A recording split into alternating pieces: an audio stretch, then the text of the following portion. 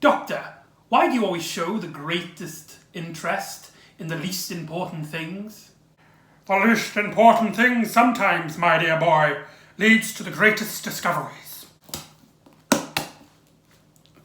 Like again, quoting from the quote book. Brilliant read. Totally check it out. Hello everybody, welcome back to the Doctor Who Marathon. I'm your host McEdam, and today we're going to be talking about The Space Museum by Glenn Jones, directed by Marvin Pinfield. Oh, this story, it has a bit of a reputation of being one of the worst First Doctor stories. Everybody who I've been talking to about the First Doctor era seems to absolutely hate this story. I even heard someone call it the Love and Monsters of the classic series. So that's a big mountain of the worst right there. But is it that bad? I personally don't think so. This 4-part adventure is kind of split into 2 stories. You've got the episode 1, which deals with them arriving, and then you've got parts 3, 4, and 5, which deal with the actual story. So let's delve into this. The first episode is, in my opinion, absolutely brilliant. It's just so strange and bizarre. Now, when we first see them, they are in the costumes that they are from the Crusade from last story, and they're like frozen in space, like they're frozen in the TARDIS, like completely standing still, and there's this weird, eerie music. Oh, that's something as well as this story has going for it, the music. Now, this is one of the first stories that used stock music. Now, for those who don't know what that means, when sometimes to make the cost of it cheap, instead of getting a composer or a musician to make the music, the instrumental music in the background, what they would do is they would have like a sort of like cheap library of like very like publicly available music, and they would just take from that. And sometimes, especially in 60s Doctor Who when they did it, I personally really love it when they use stock music. I don't know why, there's just something about the atmosphere that it really shines out. Now back to the story, you see them all completely still in their Crusade costumes, and then the screen kind of fades to black. When it comes out, they're all moving again, cheerful and stuff, but they're wearing their normal clothes. Now Ian points out how bizarre this is, and the Doctor isn't fussed at all. He's just like, all this talk about us changing clothes, it's ridiculous. It's relative, my dear boy, relative. And it's just very strange to see the Doctor have no curiosity for something really strange. Something very akin to newer Who, maybe, because, as we will get on, New Who doesn't seem to be that interested in the strange and bizarre, and it's all like destiny and stuff. Which this story actually tackles destiny. That's like this main story's theme, is destiny, and can you change the future, and basically is any point to changing the future. But we'll get into that when we talk about the later episodes. And whilst this is happening, our companions are kind of like freaked out, but the Doctor doesn't seem to be bothered. And he asks Vicky to get him a drink of water, and Vicky picks up and gets the water, but then she drops it and it smashes. And then with that like stock music playing with a very atmosphere, like I think it's from like an old horror film that's gone in the public domain. You see Vicky's hand, and then you just see the glass and the water all like come together and come into her hand. Now obviously the way they made the shot is they showed her dropping the glass and then they reversed it. But the fact that they used a different shot.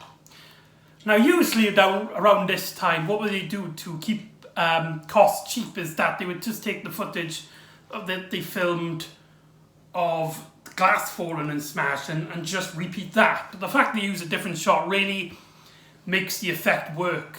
And the angle as well, it's looking down, and the hand is like really present in the shot. So Marvin Penfield does a really great job in episode 1. Yeah, we'll get on to the later episodes. So when the Doctor and the team walk outside, it's really strange. Like the Doctor notices how there's loads of corrosion, but then Ian points out that it's actually kind of lukewarm and not like freezing cold as they would have expected it to be. And another really cool moment is that, and Ian notices there's like a thick layer of dust or sand that they're standing on, but they're not leaving any footprints. And the camera kind of like zooms up on the Doctor's face, and like the atmosphere in it, just the way it's shot, the storytelling, the mysteries that we are presented, very well, yes. So they find this place with loads of like ships of different times, and they work out that it's a space museum, like a museum dedicated to space, obviously. And they go into one of these buildings, but they can't get in, and they have a little chat about how strange it all is, and then all of a sudden the doors open, and now TARDIS Cream kind of like hide in the background, and 2 like guards walk out, and Vicky's about to sneeze, but Barbara stops her. But then later on she does sneeze, and the guards do nothing, and they walk past, and that's very strange, they point out. But they go into the building anyway, and they hear somebody else come in, and they hide in this room, and these guys walk in, and they, even though they can see their lips moving, they can't actually hear a word they're saying, as if they're like miming their words. And it's just really bizarre. And Ian comes up with this actually pretty cool, good theory that the way they communicate is different from ours. Maybe it's like on a higher frequency. So at least like Ian's thinking like scientifically here. What happens then is that we actually get a Dalek cameo. Yes, the Doctor and the crew are looking around in this room, and the Doctor kind of jumps, and they look around and they see a Dalek, but it doesn't move. And there's like a little plate that says Dalek from the planet Skaro, and it's like, huh. But then they realises then it's actually part of the museum. Now this plays into kind of like the theme of one of the themes of the story, in that things that were really like cool in this story in Doctor Who is basically become a relic already, and we'll talk about it more as the story progresses. But yeah, that's kind of like our first indication of one of the themes. So they wander around, and they find that with one of the museum pieces, Vicky tries to touches it, but her arm just goes through it, and the music that goes with it, that like instrumental, eerie, like horror sounding, just, it makes your mind just go, what the hell? And Ian then does it, and they're all just like, that's very peculiar. And they kind of like realize then that they're like, they can't be seen, so maybe they're invisible, or as the Doctor puts it, maybe they're not there yet at all. So that's a very, very strange, and I love the music and zooms up. Marvin Penfield's directing in part 1, fantastic. I highly recommend you actually watch part 1, maybe, but yeah, so yeah. Sorry, I'm rambling. And they search around through this museum, and they find the TARDIS. And the TARDIS crew are like, come on, Doctor, let's go. I don't like it here. It's way too weird and eerie. And the Doctor's like, oh, you guys seem to be in a bit of a rush to get out of here. And the Doctor then puts his arm through the TARDIS, and he walks like in the TARDIS, but you see William, like the box is still there, but you can see like William Hartnell like transparent through it. Very cool effect. I mean, it's probably very simple. I mean, I could probably do it on this camera, but it still really works, and it builds more of the atmosphere as if like they can't get out, and they have no idea like what the hell is going on. And the Doctor then is like, it's so simple now. They haven't arrived yet. Something to do with time is messed up, and they haven't technically arrived. They've appeared before they've arrived. The science really doesn't work. If you think about it too hard, it will hurt your head. But in terms of the themes and the philosophy of this story, it does work, and that's all you really need to care about. And the Doctor then points to something off camera, and you see the TARDIS crew all turn around, and they jump and they're terrified. And what they see then is probably one of the greatest, scariest moments of Doctor Who so far. What they see in the museum are Ian, Doctor, Vicky, and Barbara just standing still in these like glass cubes, and the way don't know if it's actually them or if it's like a model, but that was the way that they don't move, but it looked like identical to them. Very well handled. And the camera movement is showing like all of them slowly like there, and they were very still. I want to know if the actors were just standing there, probably, but the way how still they were, it's very creepy, very well handled. And then the Doctor explains that there is a way out of this ish if they do nothing. They do nothing. What? Didn't make any sense to me. But the Doctor explains as if like, if they wait there, they will soon actually arrive there, and time will catch up with them, and then they'll have to have time to escape. Otherwise, whoever controls this place will take them and put them as museum pieces. That's just fantastic. And it plays to one of the themes of the story, which I mentioned earlier, that Doctor Who has basically already become like a sort of like museum piece. Like the Daleks, one of the greatest Doctor Who villains, and at the height of Dalek mania, I'd like to add, already like museum pieces in this story. And even Vicky comments on how she remembers them from history, which plays with the theme. But now to see like the Doctor and his TARDIS crew in the actual museum just plays to that theme, as if like these are things to be preserved, but they're part of history already. So that's very cool. And then all of a sudden you get this really cool with the stock music again. I just can't stress it enough. The stock music is brilliant.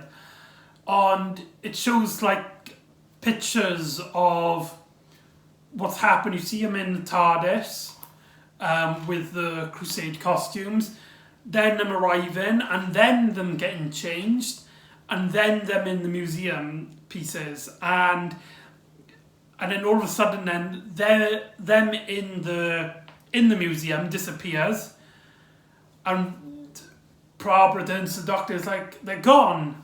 And the Doctor's to zoom up on William Hartnell's face. He just goes, "Yes, and we've arrived." And that's our cliffhanger. Part 1 is brilliant. I keep pointing out that the part 1 is brilliant, and it is, but the other 3 episodes, we're going to have to talk about this. Yes, we all know it's terrible. But there's actually a really great 9-minute documentary on the DVD by Rob Sherman, the guy who wrote the new Doctor Who story Dalek, and the big finished audio drama Jubilee, and the 2 Frobisher ones. And he talks about why he actually really likes this story. And he basically points out that it's basically like a Doctor Who parody. And how the whole museum theme comes into it. But let's get into the actual story. So the first thing we see when we get to part 2 is we get introduced to our villains, the Morlocks. Now, they're bland, they're boring, they're dull. Imagine stormtroopers, only with no Darth Vader, no Emperor, just the stormtroopers, and they had no personality. The Morlocks, they're not threatening, and they just seem mostly to spout dialogue about how great they once were.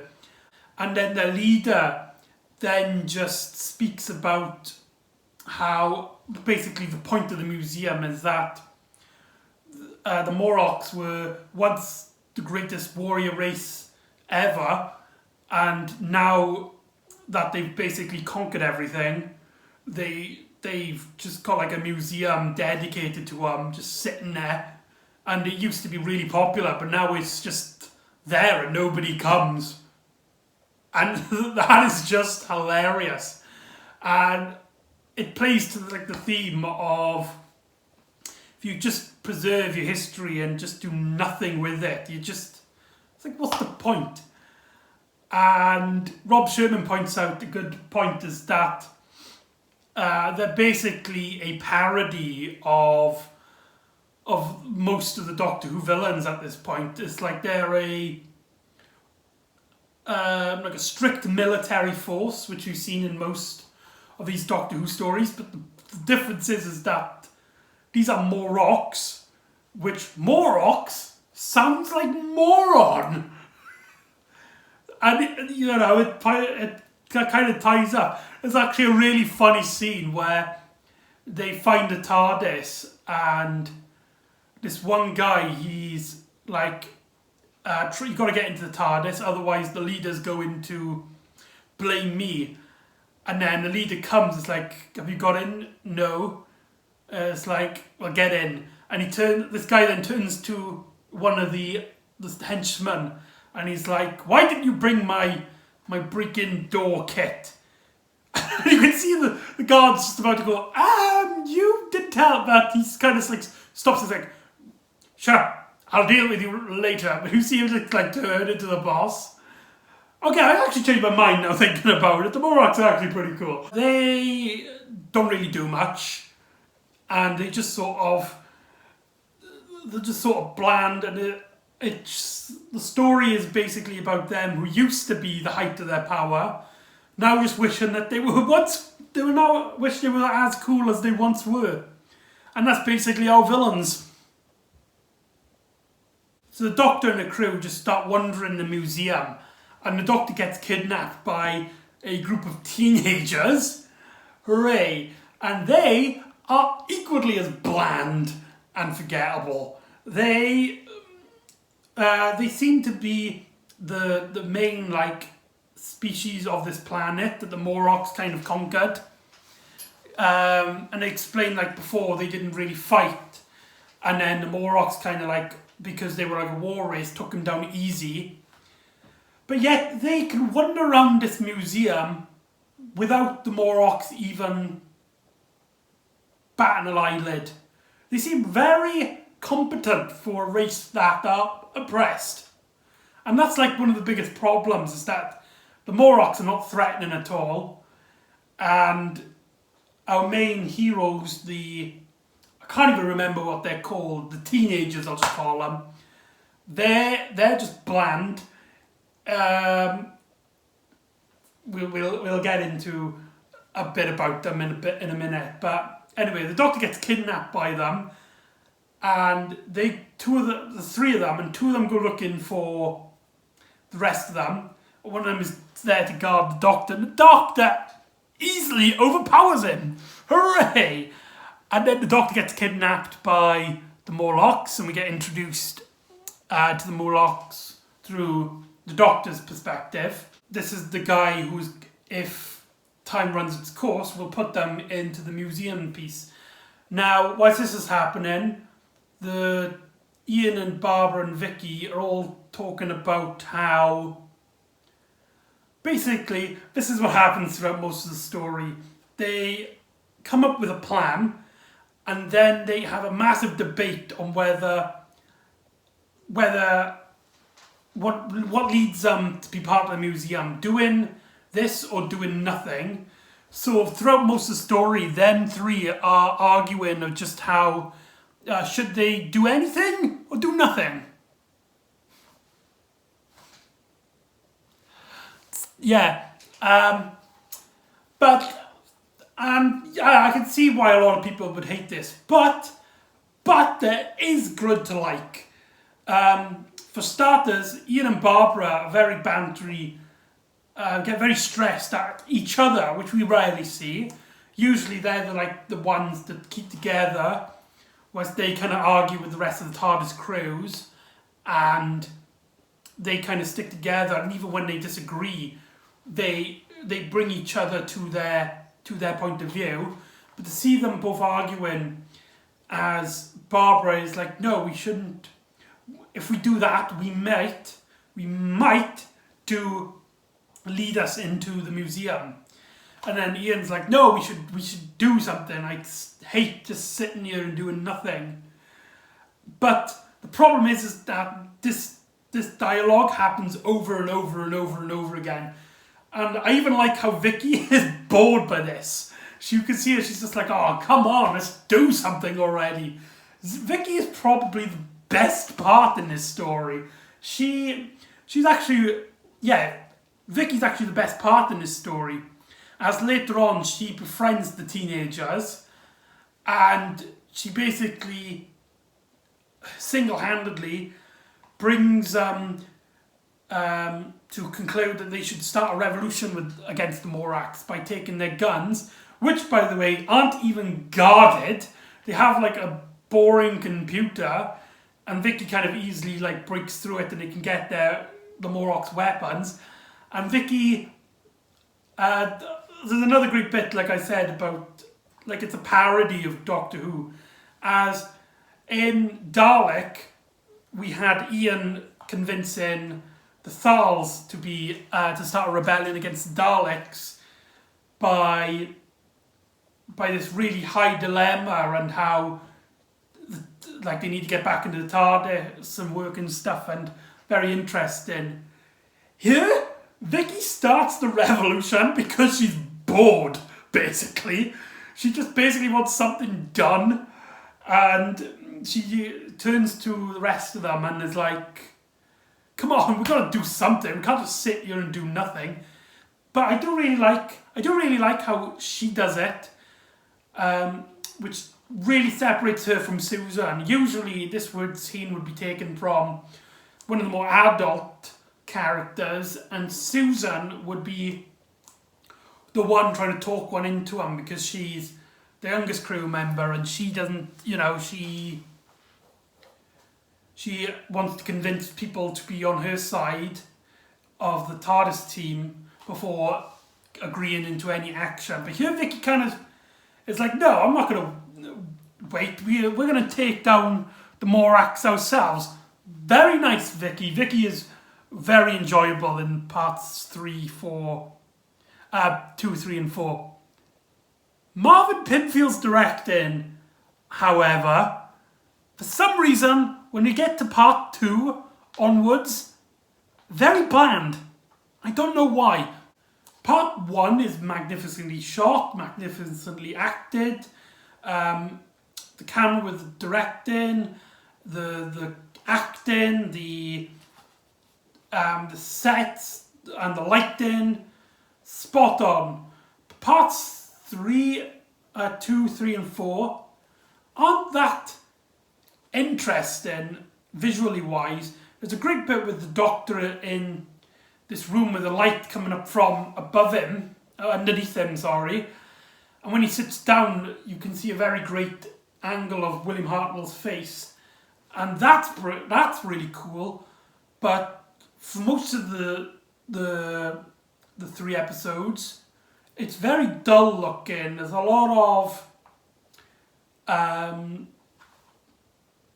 long shots, not like extreme long, but like shots to you see the bodies, and there's not a lot of like close-ups and not a lot of, just very blandly shot, and the Morlocks as well are shot very, just like any average person without any menace. So, yeah, it feels a lot like a parody of Doctor Who rather than actual Doctor Who.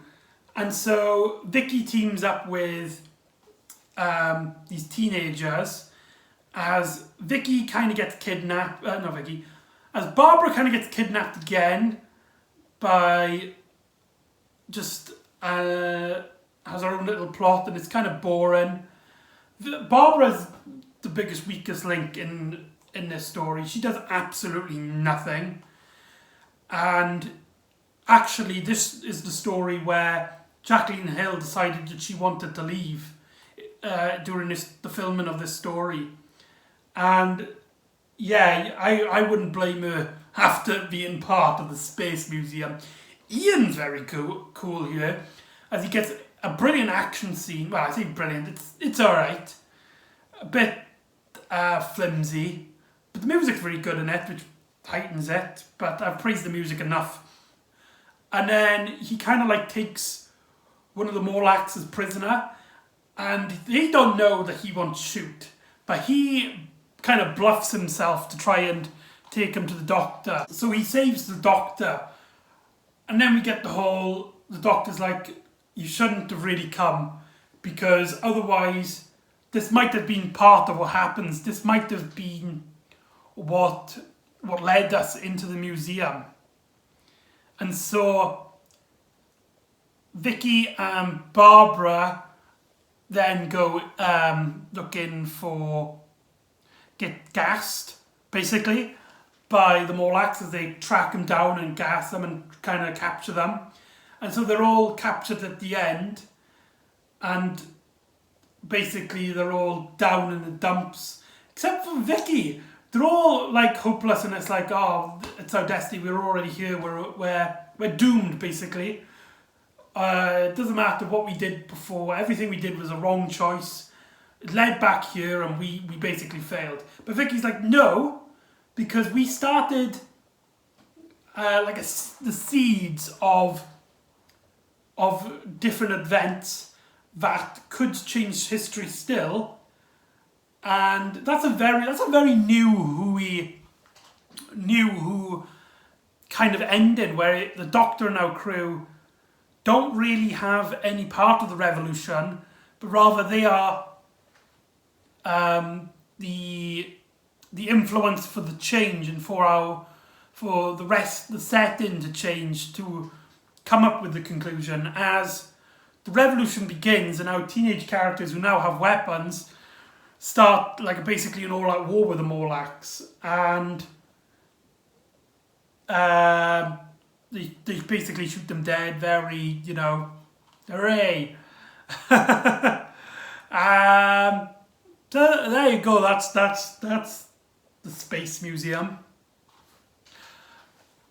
At the end of it, the Doctor basically takes what they call a space-time visualizer from the museum, and that's how our story ends. But before that, the camera kind of like zooms up on a moon, and you see a Dalek, an actual living, moving Dalek, with a kind of slight redesign, but we'll get that when we go to the chase. And yeah, which leads into the next story, the chase. So yeah, that's the Space Museum. Reputation-wise, it's considered one of the worst Doctor Who stories. A lot of error seem with this particular TARDIS team seem to have the most panned stories by fans. But for some reason, I do appreciate the story. It does have some good moments. The philosophy of should we change, should we act, or should we do nothing is interesting to start with. It is a very high concept, sci-fi concept on whether we should change our destiny or are we doomed. and if we do nothing, then maybe we could, change it. There's even a great bit where Ian basically is like, they can't kill us, because if we die, that changes history. And then Barbara's just like, if we die, what would be the point? I like that bit. But yeah, there is actually some good moments and great stuff to actually like about this. And like I said, if you watch the Rob Sherman documentary on the DVD, he kind of, and put it in the eyes of this is like a parody of previous Doctor Who stories, it actually really works. And it is actually really enjoyable. The story goes on really quick. You don't get, it is boring, but it's not slow, if that makes any sense. It probably doesn't make any sense. And it just seemed to fly by. But yeah, that's the Space Museum. So that's my thoughts on it. So join me next time where we go into the chase. I've just kind of spoiled it, haven't I? Where we get meet with our greatest enemies again, and we say goodbye to two members of the crew, and we say hello to a new companion. Ooh, what? I'll see you next time for Doctor Who: The Chase on the Doctor Who Marathon.